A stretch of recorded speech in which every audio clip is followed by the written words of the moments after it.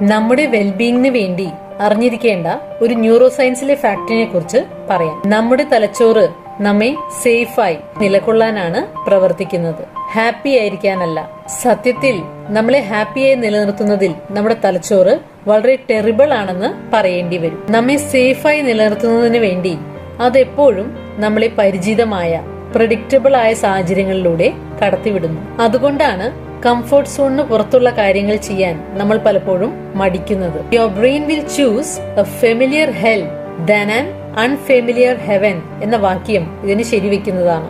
നമ്മളായിരിക്കുന്ന ഒരു സാഹചര്യം അത്ര നല്ലതല്ല അല്ലെങ്കിൽ വിഷമകരമാണ് എന്ന് തോന്നുന്നെങ്കിലും നമ്മൾ അതിൽ തന്നെ നിലനിൽക്കുന്നതിന്റെ കാരണവും ഇത് തന്നെയാണ്. ചിലപ്പോൾ ഒരുപക്ഷെ നമുക്ക് ഇഷ്ടമില്ലാത്ത ഒരു ജോലിയായിരിക്കാം അത് പ്രഡിക്റ്റബിൾ ആണ്, പരിചിതമാണ്. പുതിയൊരു കാര്യം ചെയ്യുന്നതിനേക്കാൾ എന്നതുകൊണ്ട് നമ്മുടെ തലച്ചോറ് അതിൽ തന്നെ നിലനിൽക്കുവാൻ നമ്മളെ പ്രേരിപ്പിക്കുന്നു.